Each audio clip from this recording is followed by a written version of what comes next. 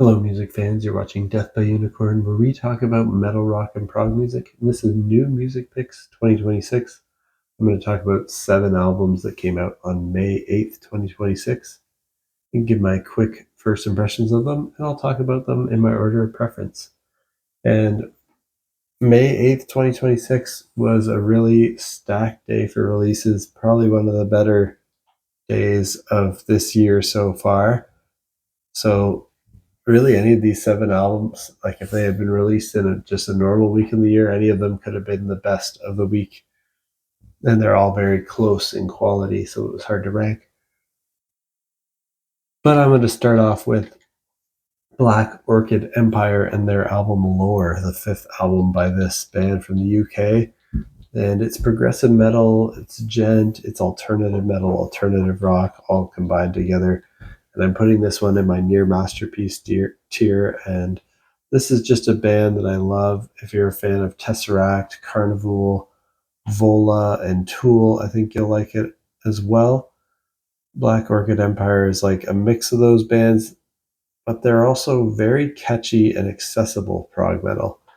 There's nothing too out there here, there's nothing too experimental, but everything is just so well written and performed. And I heard some of the early singles from this ahead of time. Scissormouth, Labyrinth, Mirror Man, Blood God, and Angel Fire, they were all awesome. The whole album really lives up to this awesomeness, and it continues the amazing run of albums they put out so far.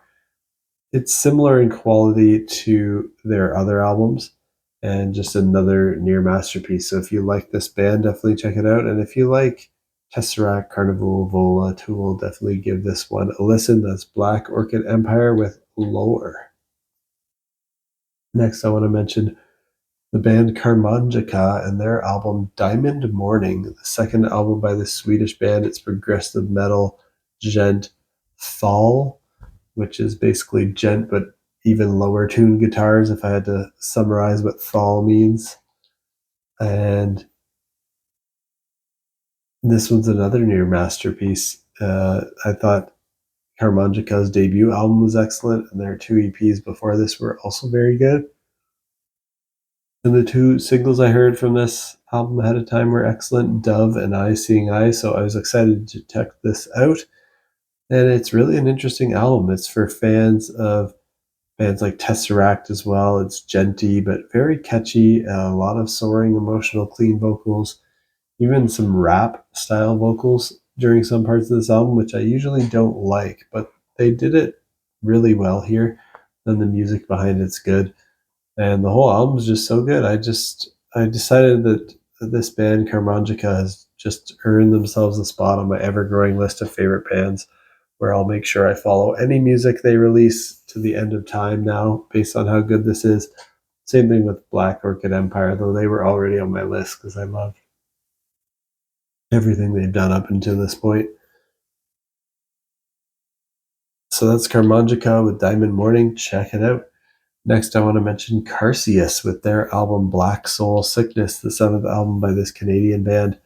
This one's kind of on the border between progressive rock and metal, kind of leaning more towards the rock side. It's not super metal, but there's a little bit of metal. There's some jazz fusion, there's some hard rock. Putting this, again, it's kind of on the border between my excellent tier and near masterpiece tier. Maybe I'll edge it out into near masterpiece. And yeah, thanks to Rhyme Signatures for putting this on my radar. I had heard Karcius's 2022 album Gray, White, Silver, Yellow, and Gold. I thought it was excellent, but I actually didn't know this follow-up was coming out in May until I saw the Rhyme Signatures video about it, which got me pumped for this. Plus, this band is Canadian, so I was double excited as a fellow Canadian. And I'm happy to say that I think this album even surpassed their last one in quality. It starts out with a 13.5-minute prog epic called Wallow. And the vocals on this album actually strangely reminded me a bit of the band Disturbed, David Draymond's vocals for some reason, but in a good way. Very powerful with the ability to do both soft and heavy tracks with some grit behind them. And if that sounds good to you, check out Black Soul Sickness by Karcius. Now let's jump down to my excellent tier.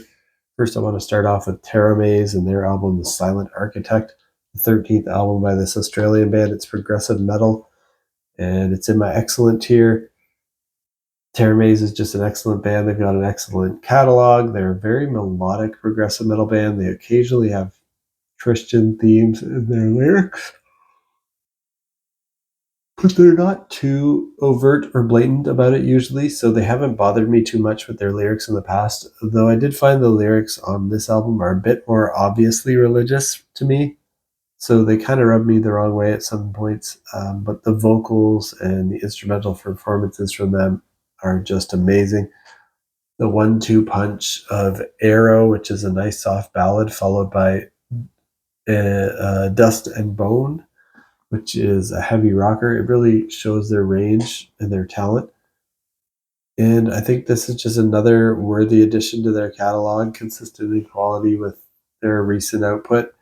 So if you like Teramaze, definitely check this out. If you want to hear like almost like a catchy, accessible version of something like Dream Theater, check out The Silent Architect by Teramaze. Next up on my list for today's video is Panopticon with their album Det Hjemsøkte Hjertet. Don't know if I pronounced that right. Looks like it's some kind of Nordic language. If I had to guess, it might be Norwegian, but this is an American band, so I'm not sure why their album title is some other language. Didn't really look up what this means. Maybe I should quickly look that up now. Translate. It is Norwegian, and it means the haunted heart in English. So there you go, the power of having a computer at your fingertips that can translate languages. So this is their 12th album. They're an American band. It's atmospheric black metal. It's got folk. It's got progressive. It's got symphonic influences. And yeah, I put this in my excellent tier as well. Panopticon is actually a one-man black metal project by Austin Lunn.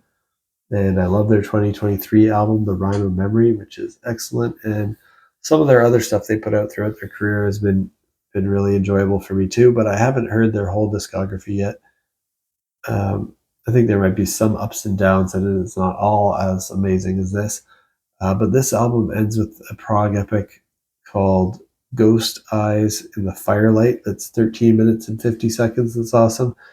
And this new album's on the same level for me as The Rhyme of Memory, which are my two favorite albums that I've heard from Panopticon.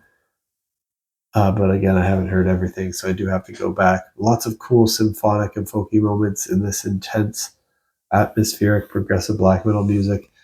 Panopticon has a nice mix here of mostly harsh, but they do bring in some clean vocals to give it some variety and some melody, which I enjoy. So if that sounds good, check out Panopticon's newest album. I won't try to pronounce it again, but it means the haunted heart in Norwegian.